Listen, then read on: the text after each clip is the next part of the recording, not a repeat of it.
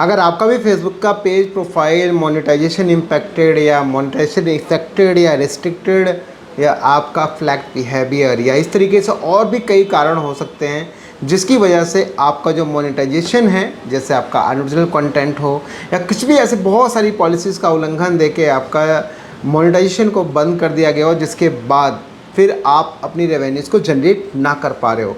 Exactly आपके साथ में भी ऐसा ज़रूर होगा।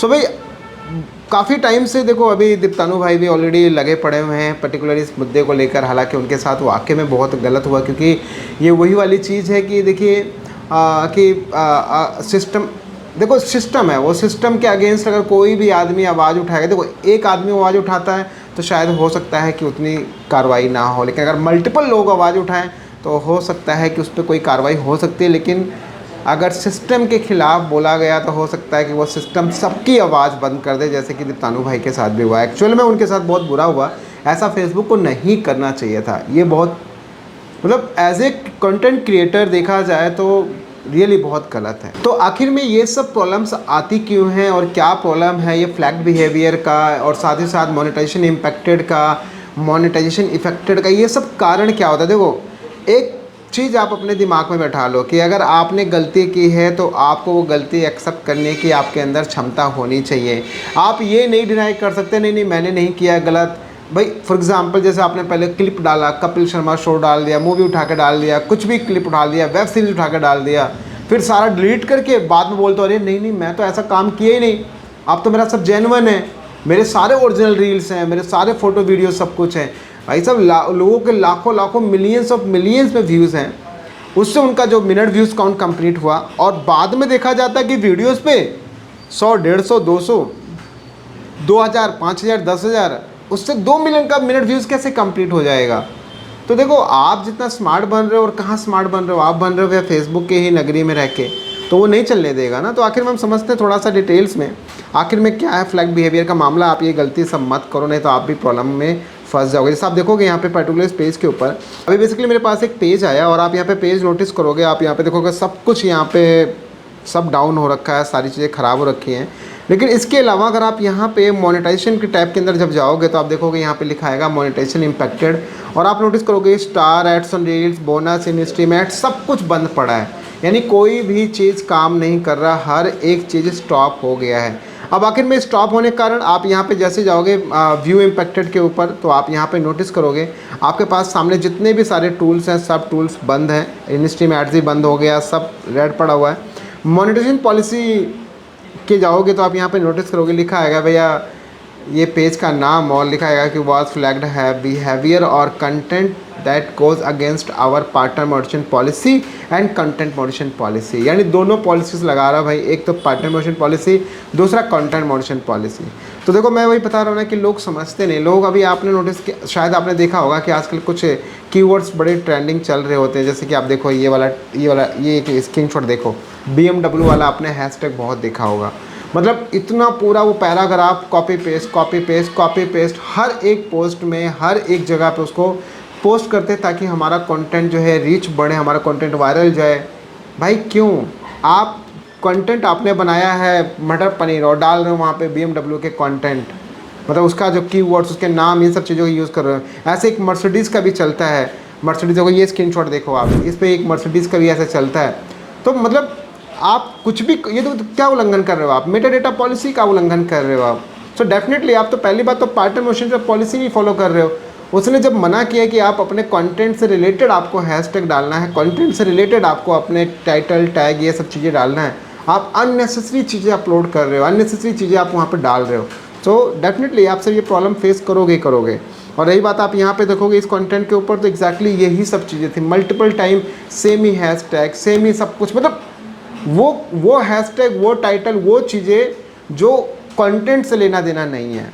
इतना ही नहीं, अपनी वीडियोस को मल्टीपल टाइम शेयर करना, मल्टीपल ग्रुप्स के अंदर शेयर करना, अपने कंटेंट को वॉच करना, अपने ही वीडियो की एड्स के ऊपर क्लिक करना, क्या मिलेगा इससे? फाइनल रिजल्ट ये मिलेगा। तो भैया देखो ये एक ऐसी प्रॉब्लम है जिस प्रॉब्लम के लिए काफ़ी क्रिएटर्स के लिए फ़ाइट भी कर रहे हैं। और आप एक ही चीज़ ध्यान रखिए कि भाई इस टाइप के कंटेंट को ना रिजॉल्व, मतलब ये जो प्रॉब्लम है ना ये जल्दी अभी हट नहीं रहा है। और ये सबसे ज़्यादा देखा जाए तो जो कॉपी कैट है, मतलब जो कॉपी कंटेंट है ना, उनकी वजह से जो बेचारे ओरिजिनल वाले भी हैं वो भी प्रॉब्लम में फंस रहे हैं, वो सबसे ज़्यादा ट्रैक में है। मतलब कॉपी कंटेंट वाले हैं, उनकी वजह से जो जेन्युइन वाले हैं वो भी फंस रहे हैं कहीं ना कहीं। चलो ठीक है यार, गलती से आपने देख लिया, तो ये ध्यान रखिए कि सेटिंग वेटिंग में जाके ना अपना ऑटो प्ले वगैरह बंद कर लो, एड्स वैड्स मत देखो। जो वीडियो देखनी है वो पहले ही देख लो अपलोड करने से पहले। ये नहीं कि अब मैं आ गया अब मैं यहाँ देखूँगा। और अगर आप इस देखोगे इस पेज का हेल्थ देखोगे, अगर आप यहाँ पे अगर मैं आपको दिखाऊँ यहाँ पे मोनेटाइजेशन का ये पेज का रिकमेंडेशन वगैरह देखोगे, सब प्रॉपर है। यानी देखो अभी भी यहाँ पर उम्मीद है कि ये पेज ठीक हो जाएगा, बिकॉज यहाँ पे देखिए रिकमेंडेशन चालू है, पेज का जो स्टेटस है वो भी ठीक है, कोई कम्युनिटी वायलेशन नहीं है। मतलब आप यहाँ पे रिस्ट्रिक्शन मोनेटाइजेशन देखोगे ये आपके पास पड़े हुए। रीज़न क्यों? क्योंकि कहीं ना कहीं इन क्रिएटर से जब मेरी बात हो तो इन्होंने भी क्या है मल्टीपल टाइम्स अपने कंटेंट को शेयर किया, बट आप देखोगे अभी भी इनका सब कुछ बिल्कुल बेहतरीन है, सब बिल्कुल परफेक्ट है। तो अब करना क्या है, ये जो फ्लैग्ड बिहेवियर है जो आपका यहाँ पे ये मोनेटाइजेशन इम्पैक्टेड है, इसके लिए बड़ी सिंपल सी चीज़ देखो। टाइम लगेगा कम से कम 90 दिन, हो सकता है कि 6-6 महीने, 5-5 महीने, 4-4 महीने भी लग सकते हैं, ये बात ध्यान रखें। एवरीथिंग डिपेंड कि आप कितना अच्छा एफर्ट्स लगा रहे हैं, कितना अच्छा काम कर रहे हैं। तो मेरा सजेशन है पहला काम तो ये करो कि भाई जितना भी डुप्लीकेट कंटेंट, चाहे आपने टैक्स, बहुत सारे लोग बोलते हैं सर मैंने कॉपी किया था टैक्स, मैंने इमेज तो अपना लगाया, अरे वो आपका टैक्स नहीं है, किसी बंदे ने वो टैक्स लिखा, आपने नहीं लिखा हुआ है। तो ध्यान रखें कि ऐसा नहीं कि आपने कोई भी चीज़ उठा के आप स्टेटस कोट्स शायरी आप उठा के डाल लो, बोलो मेरा कंटेंट है, आपका नहीं हुआ वो। तो ट्राई कीजिए इन सब जैसे सभी कंटेंट को हटाओ। प्लस अगर आप इस तरीके से मल्टीपल ग्रुप्स के अंदर शेयर कर रहे हो तो उसको बंद करो, अपने कंटेंट को वॉच करना बंद करो। यानी कि कोई भी ऐसा कंटेंट जो आपका ना हो उन सबको डिलीट मारो। और मैं एक ही और सजेस्ट करूँगा कि अगर आपका हर एक चीज़ जेन्युइन है तब आपको डिलीट नहीं मानना है, बट कुछ भी अगर आप रिमिक्स कर रहे हो, रिएक्शन कंटेंट बना रहे हो, कुछ भी दूसरे को उठा के डाल रहे हो, तो उस केस में ये प्रॉब्लम आपको देखने को मिल सकता है।